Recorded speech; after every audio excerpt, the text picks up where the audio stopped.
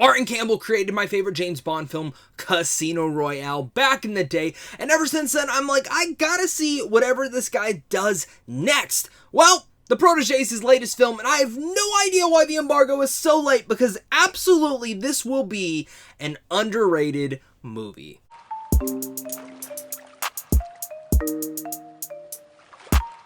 What's going on, buddy? Welcome back to a brand new movie review. Today we're going to be discussing The Protege, which of course stars the likes of Maggie Q, Samuel Jackson, and Michael Keaton. It's about a young girl who is rescued as a child by the legendary assassin Moody. Anna is the world's most skilled contract killer. However, when Moody is brutally killed, she vows revenge for the man who taught her everything she knows. As Anna becomes entangled with an enigmatic killer, their confrontation turns deadly, and the loose ends of a life spent killing weave themselves ever so tightly. I, again, was looking forward to this. Martin Campbell, great cast, and I like the overall premise. The trailers were pretty interesting, but when I saw that embargo was pretty late, my expectations went a little bit down low, and I was like, hey, gotta brace myself. But as I'm sitting there watching the movie, I was like, this is really good. This is actually really entertaining. And my favorite thing that what Campbell does so well is he mixes the old school storytelling devices of, say, GoldenEye and of course even Casino Royale, which was kind of going into that mix, but also mixing and modernizing the action scenes to feel like in the sense of a John Wick vein. And I love that because the way that those intersect give me a great throwback as well as a great entertaining romp for the modern action genre right now. That's hands down what we absolutely get here, is that modernized combination of both. And I'm really excited to kind of go into a great discussion about this, and again, why this movie will be underrated when it comes down, not just to 2021, but in general overall. But I want to hear your guys' thoughts down below in the comment section. Are you guys going to go check this one out this weekend? Have you already seen it? Let's discuss it all down there. And as well as make sure to hit that like and subscribe button so we can keep talking movies over here on a daily basis. One of the big things about The Protege was, of course, the cast. Samuel Jackson. Honestly, this is probably one of my more favorite performances that I've seen from him in quite a while. He actually feels like he's not just playing Samuel Jackson. Yeah, he might have some of the isms that is in every single role of his lately, but he actually is diving into a more meaty substance, especially within certain flashback sequences. While even though the makeup and the mustache looked a little bit off, I still kind of dug him, and in general, the way that he was really able to hone in this type of character that was a little bit different. Diving into as well Michael Keaton, who is just freaking awesome. I know he's coming back to play Bruce Wayne and Batman in the Flash movie. A little bit skeptical on that. How is he going to pull it off? Well, hands down, watch this movie and you can absolutely see how Michael Keaton is one of the best actors that has probably ever lived.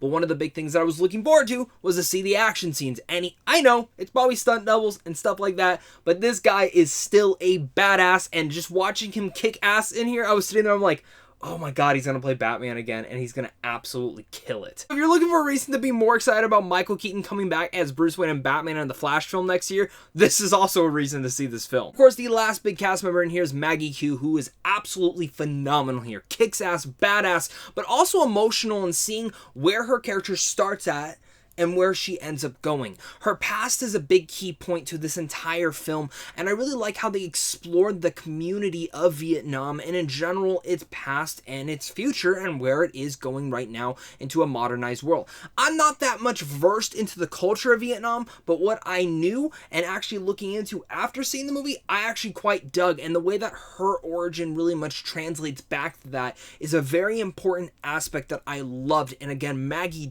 absolutely killed this film. She's such a badass, and it was so cool. Some of the moves and some of the action set pieces she's having in here, it made me want to jump up in my seat and go, go girl, go! Obviously, I couldn't do that because I was sitting in a movie. I mean, I probably could have done it.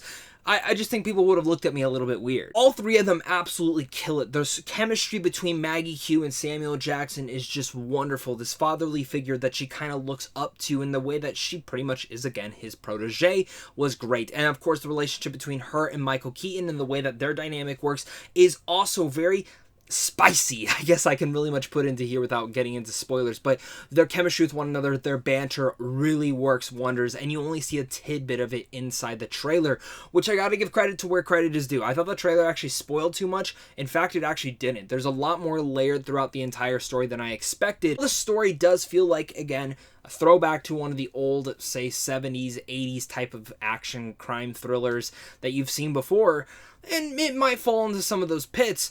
I did like the kind of layering out of the mystery of what is going on here, even though I do feel like it gets a little bit too convoluted, especially towards the back half where I'm like, why are we getting this deep? I feel like the movie tried to be a little bit more than it needed to be, and it really didn't need to.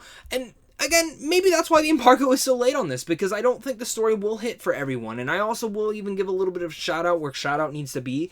I also do think that the story is a little bit too long, and I think that all goes down to the convoluted nature. While I enjoyed it, there were some moments in here where the pacing did kind of halt up for a bit, and I'm like, okay, I feel like this film probably could have ended 10-15 minutes a little bit earlier, and it would have made for a more better time. Even with that said, the action is very much stylized in here, and it's awesome. It's great. You can see every little thing going about, even though it gets a little bit choppy in certain instances, and that's probably because of stunt doubles being used.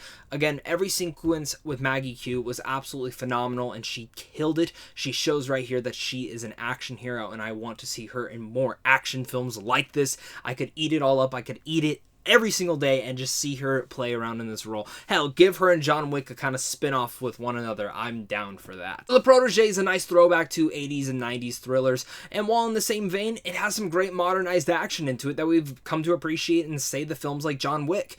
Great cast in here with Samuel Jackson, Michael Keaton, and of course Maggie Q becoming such a hot, awesome star in this, and I loved it because she's just phenomenal in this. And when it comes down to the emotional route that her character and actually seeing the origin story, that was quite impressive too. Martin Campbell's direction kind of shows here, and this is easily his best film since Casino Royale.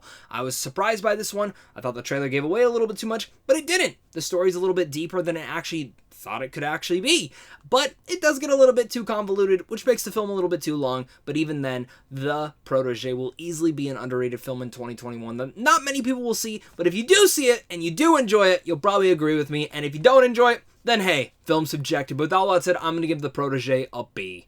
Thank you once again, guys, for clicking on this. You guys are seriously all the best. I thought this was going to be a more mediocre film. Surprised me in every single way that it possibly could. I like the cast, I like the action, and I really like Martin Campbell's direction. I can't wait to see what he does next. Let me know down below what your guys' thoughts are, and of course, make sure to head on over to Samsung Films on how to see films early like The Protege, like Shang-Chi, and many others. And of course, just a big thank you to you and a big thank you to my Patreon supporters, because without you, I would not be able to do this. So of course, until next time, stay classy.